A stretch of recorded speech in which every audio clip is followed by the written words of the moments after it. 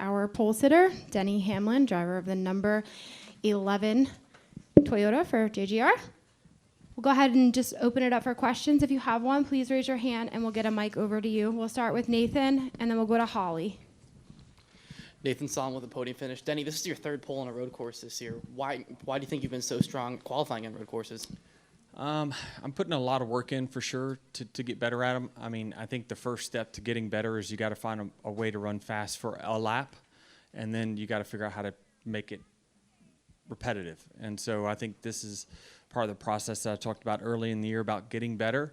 We're seeing progression on getting faster at road courses, which is good. Then it's just up to me to start to do it for multiple laps. And is that just a lot of sim stuff, or how do you approach it? It is. I mean, it's sim stuff. It's really kind of breaking a lot of stuff down, and really the teams that I work with, they're the ones that help me get quite a bit better. And then, with Watkins Glen in particular, your only road course win came here. How well does this place suit you? It suits me well. I think it's probably the least technical of all the road courses. Obviously, they call it kind of the super speedway of road courses.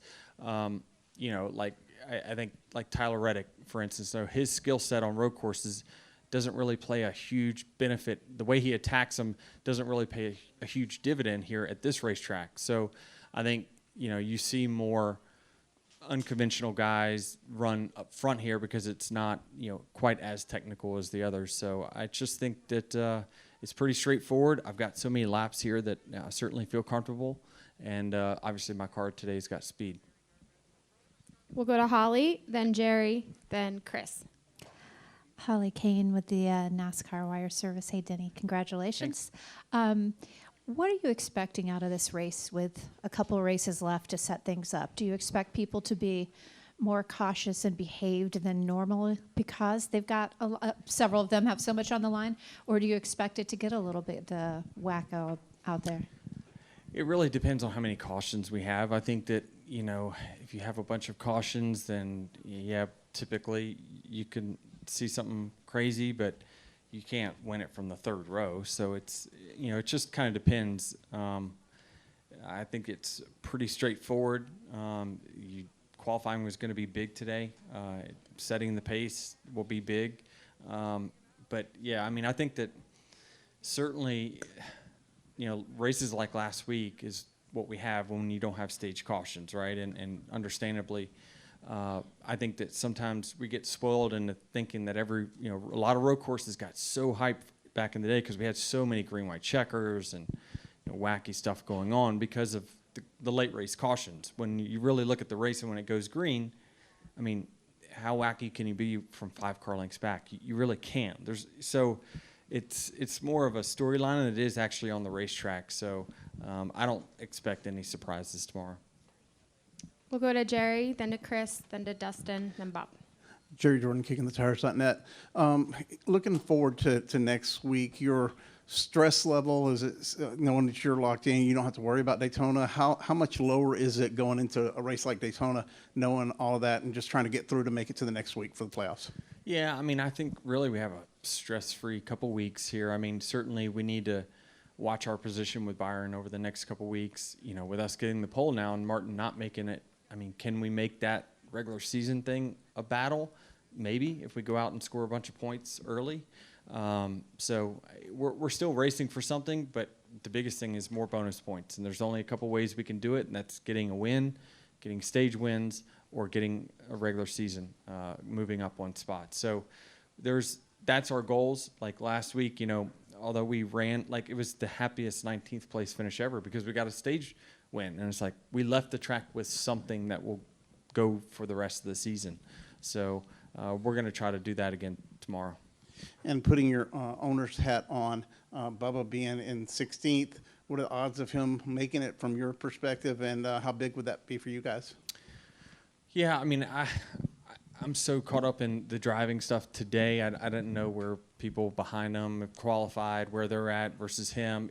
So I just think that they just have to execute. They can't look at whatever someone else is doing, who they're racing.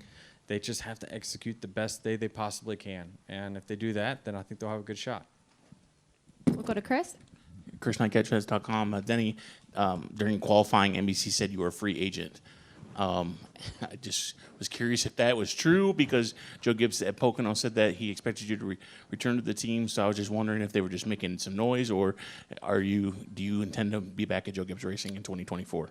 You know, I intend to for sure. You know, it's what I want. I think it's what Joe wants. But, you know, I think there's just a lot of factors that are out of both of mine and his hands. So, again, it's if I didn't own a team, I don't think it would be done by now.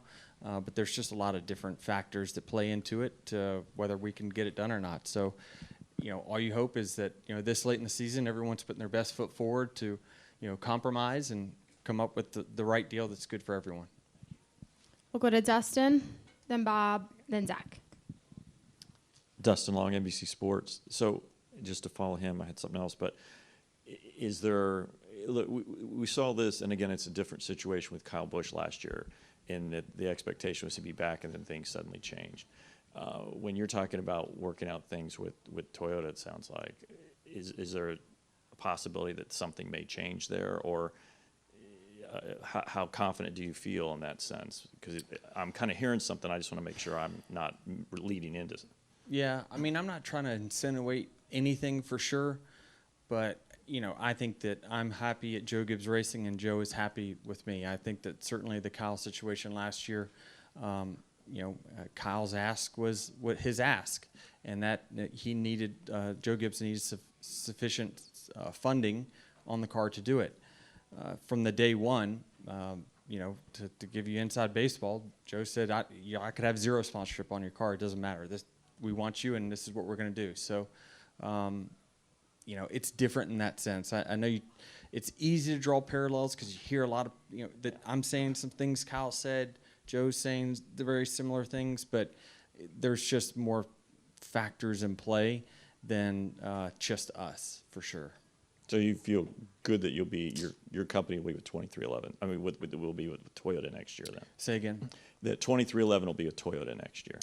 We're working on it. We you know, certainly are very happy with Toyota. They've been great to me and helped me get this team off the ground. I've won the bulk of my races with their cars, so I feel like it's a partnership that should continue.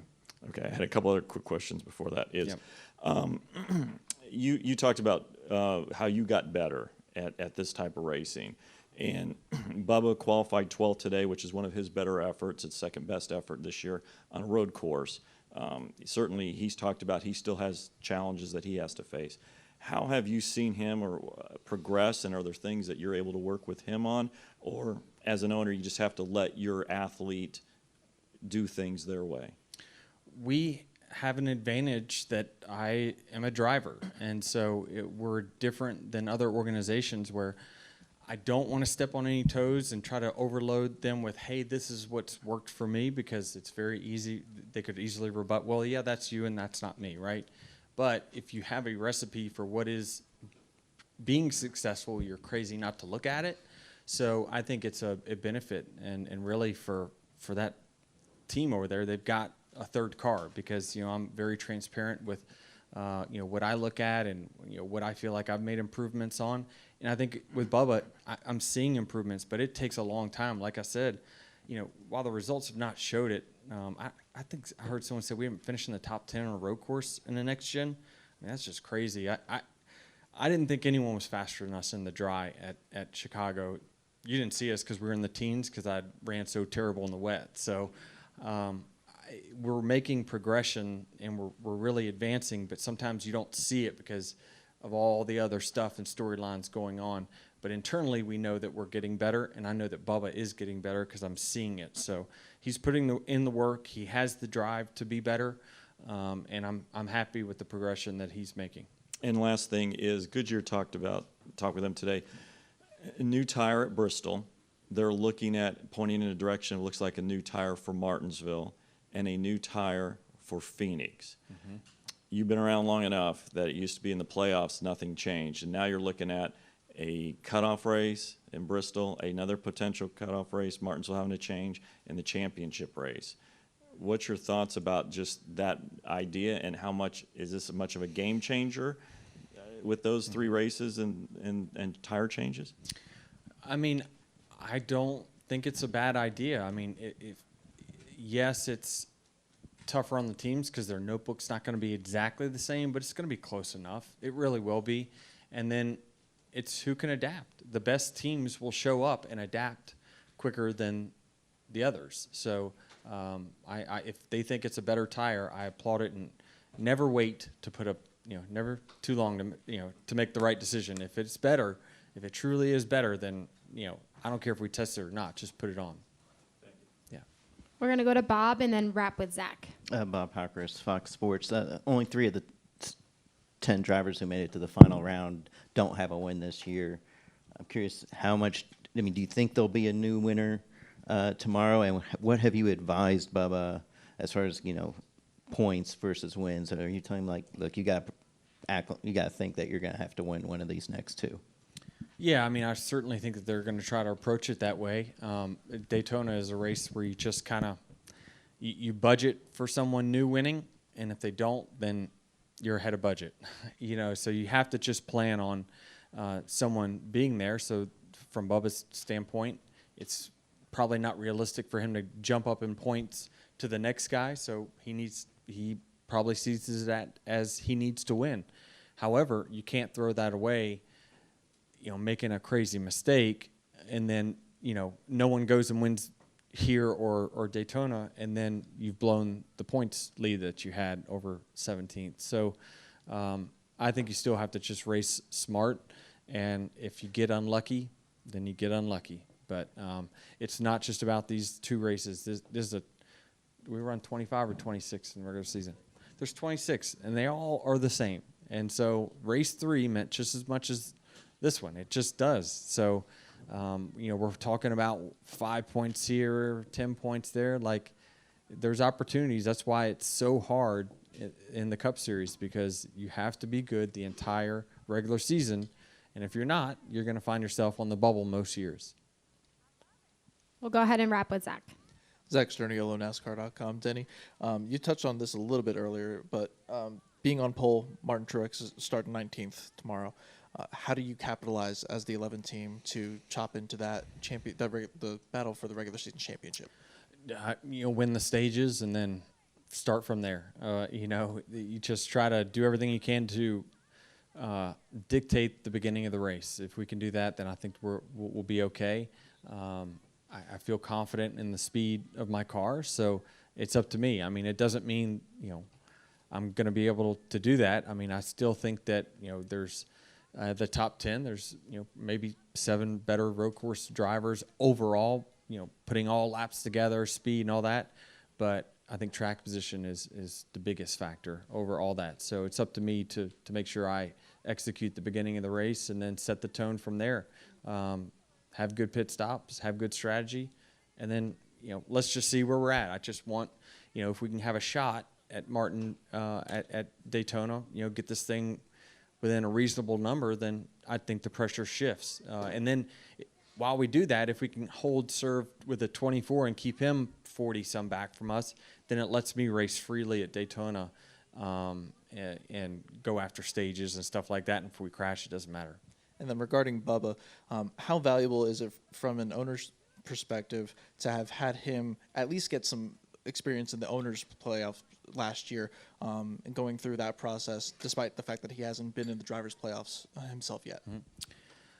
Well, honestly, it's not valuable to us because he's out on the owners, so it's not valuable to us. It's valuable to him. I think him carrying the team last year in that 45 car through those last 10 races gave him the confidence in my mind that he can carry a team and be the leader of a team in a playoff race. So I think I hope that he makes it. I hope we make it as well. So he's racing for the both of us. But either way, I'm going to be super happy for him if he can get in the playoffs because I think he's a good enough driver and he's motivated enough to make noise. All right, Denny. Thank you for your time. All right. Good luck Thanks. tomorrow. Yeah. Wouldn't it just be perfect to win the title for the 11 car that I drove every race, but I don't win for myself? It'd be just perfect.